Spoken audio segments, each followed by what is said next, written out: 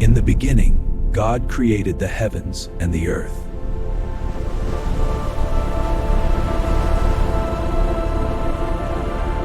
The earth was formless and empty, and darkness covered the deep waters, and the Spirit of God was hovering over the waters. Then God said, "Let there be light," and there was light.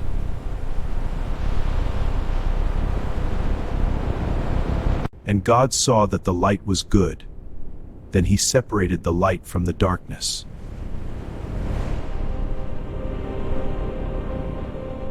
God called the light day and the darkness night.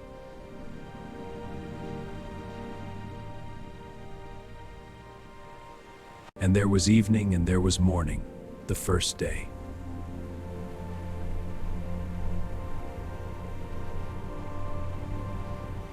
Then God said, "Let there be a space between the waters to separate the waters of the sky from the waters of the earth." And that is what happened. God formed that space to separate the waters of the earth from the waters of the heavens. And God called the space heaven.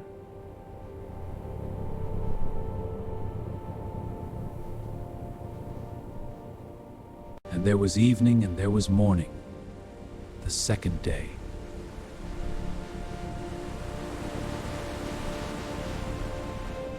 Let the waters under the sky be gathered together into one place, and let the dry land appear.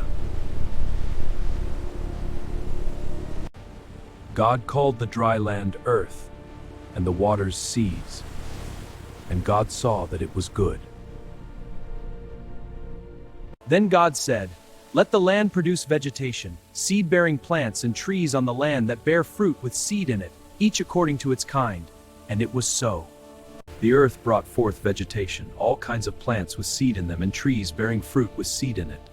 The seeds produced plants and trees of the same kind, and God saw that it was good. And the afternoon passed and the morning came. Thus the third day was completed.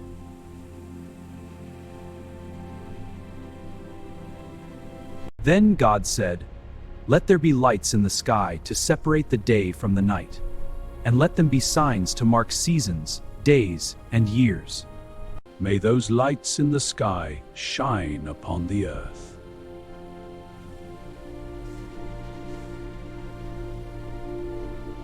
God made two great lights, the greater light to rule the day, and the lesser light to rule the night. He also made the stars. God placed those lights in the sky to illuminate the earth.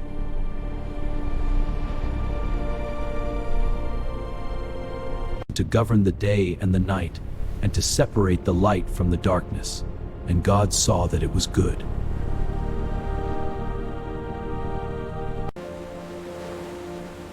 And the afternoon passed and the morning came. Thus the fourth day was completed. Let the waters teem with fish and other living creatures. Let the skies be filled with birds of every kind.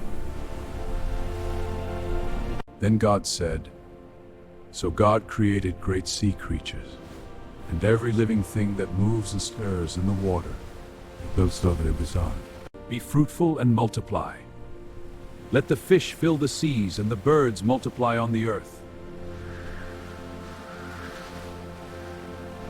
And the afternoon passed and the morning arrived. Thus the fifth day was fulfilled. Let the earth bring forth every kind of living creature, each according to its kind, livestock, creatures that move along the ground, and wild animals.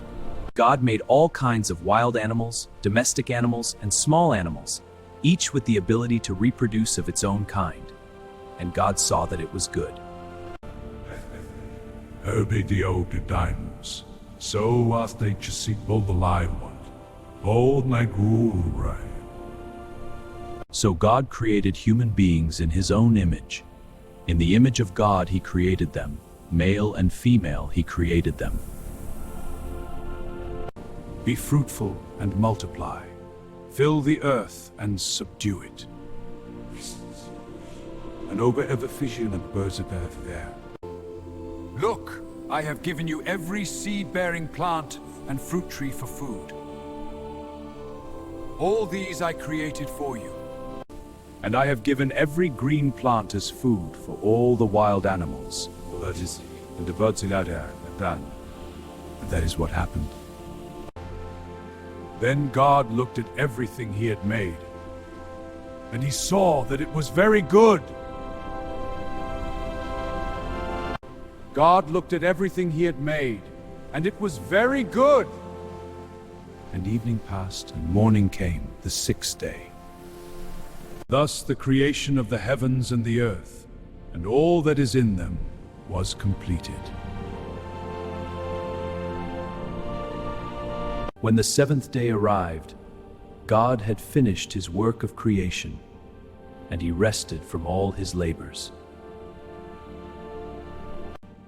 God blessed the seventh day and declared it holy, because on that day he rested from all his work of creation. Let there be light, and let the waters be gathered, and the dry land appear. When the Lord God made the earth and the heavens, no wild plants or grain grew on it, because the Lord God had not yet sent rain to water the earth, nor were there people to cultivate it. Let the springs gush forth and water the land. Behold, the land is renewed and flourishes.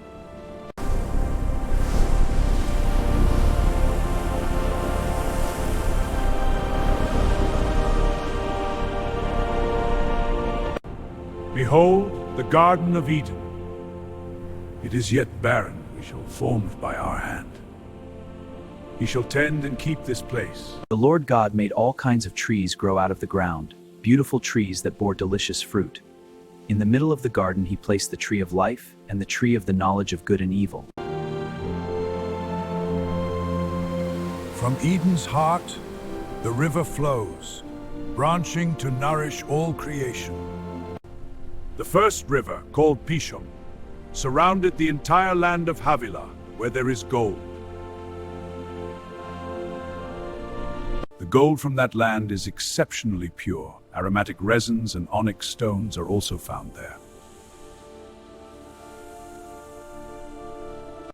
The second river, called Gihon, encircled the entire land of Cush. The third, called the Tigris River, flowed east of the land of Assyria. The fourth is called the Euphrates River.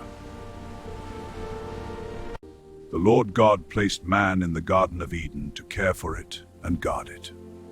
I will tend and guard it.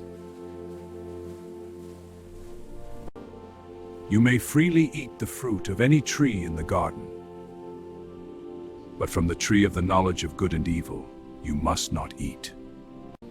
Of the tree of the knowledge of good and evil you shall not eat, for in the day you eat of it, you will surely die. It is not good for man to be alone. I will make an ideal helper for him. Behold the wild animals and birds of the air. I have set them before you to be named. And the man chose a name for each of them.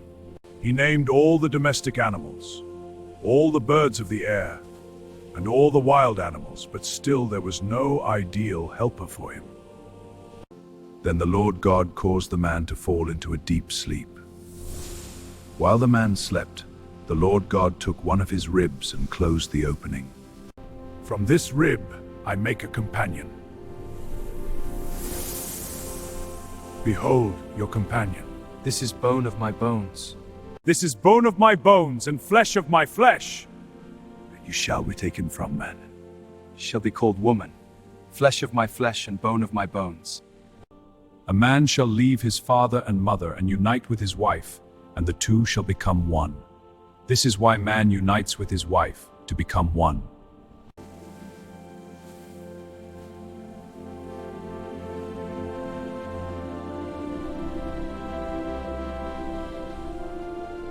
If you like this story, subscribe and share it with others.